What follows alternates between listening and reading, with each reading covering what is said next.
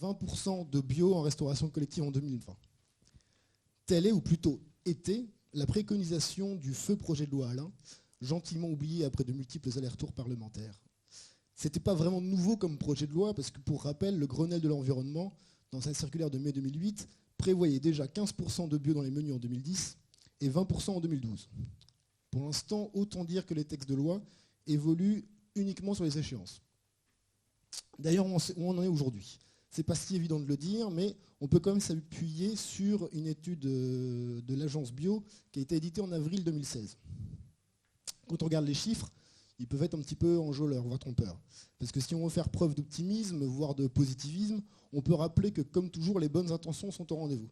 En effet, 87% des parents souhaitent que leurs enfants mangent bio à la cantine. 76% des Français sont intéressés. 76% des Français sont intéressés par des produits bio en hôpital et 73% en maison de retraite.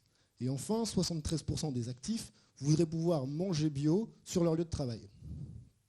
Et si on regarde dans l'action menée par les établissements, on peut aussi se montrer optimiste, puisqu'on a 59% des établissements de restauration collective qui déclaraient proposer des produits bio à leurs convives en 2015, alors qu'il n'était que 4% avant 2006. Donc quand je vous donne tous ces chiffres, vous pourrez me dire pourquoi Coopéra Bio, tout a l'air de bien fonctionner, les intentions sont là, on progresse, donc pourquoi s'inquiéter? C'est quand on regarde les chiffres un peu de manière plus globale, on se voit qu'il y a encore beaucoup de travail à fournir. Donc pour rappel, le Grenelle en 2008 prévoyait 20% de bio en 2012. Alors on va faire un petit sondage express pour voir à votre avis où est-ce qu'on en est aujourd'hui. Alors que ceux qui pensent qu'on est déjà à 20% et qu'on a organisé tout ça pour rien, lève la main. Bon, ça va. S'il y en a qui pensent qu'on est à au moins 15%, est-ce que vous pouvez lever la main? Toujours pas. S'il y en a qui pensent qu'on est à au moins 10%. Voilà. Il y a déjà quelques mains qui se lèvent. À au moins 5%. Ouais, encore raté. En 2015, toujours selon cette étude, les achats de produits bio sont estimés à 225 millions d'euros hors pain, soit une part de 3,2% des achats de la restauration collective. Alors vous inquiétez pas, surtout, je donne beaucoup de chiffres. C'est pas écrit au tableau, mais normalement vous avez un petit dépliant qui reprend les chiffres principaux. Donc je rappelle, bio 3,2%, soit 225 millions d'euros. Donc soit, ça c'est hors pain, donc soit le pain représente un marché d'1 milliard d'euros en restauration collective, il y en a qui seraient très contents, soit on est encore loin des 20% de bio en restauration collective. Bon, tout n'est pas alarmant, on peut quand même se réjouir. On peut se réjouir de quoi? On peut se réjouir des progressions, puisque ce chiffre est en hausse de 18% par rapport à l'année précédente. Après, comme on sait, parler en pourcentage, c'est surtout très flatteur sur le début des progressions. Ce serait très bien qu'on parle très vite en valeur et en volume. Ça voudrait dire que les chiffres seraient plus intéressants en volume qu'en pourcentage.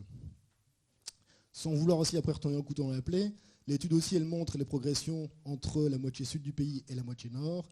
Et comme bien souvent sur ce thème-là, on n'est pas les plus en avance.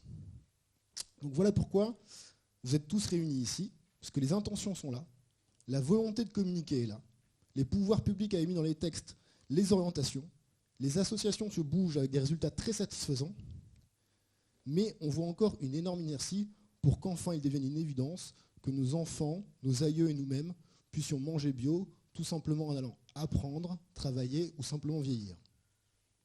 20% de bio en 2020, toujours possible, mais pourquoi pas. On a bien su mettre en place des moyens titanesques pour assurer que tous les villages de France soient raccordés à Internet et au réseau 4G. On a bien alloué des moyens vraiment importants, notamment via les crédits d'impôt pour isoler les bâtiments ou pour développer le véhicule électrique, par exemple. Donc pourquoi pas avoir ce même processus pour le bio.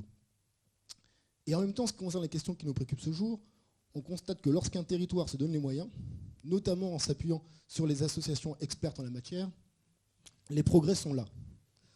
Monsieur Allais nous donnera d'ailleurs son témoignage sur l'action menée sur la CAD, la communauté d'agglomération du Douaisis, et nous avons détaillé dans le dernier observatoire régional de l'agriculture biologique les progrès réalisés sur la MEL, où désormais 42%, donc la métropole européenne de Lille, où désormais 42% des repas des communes sont concernés par une introduction de produits bio à 15% minimum.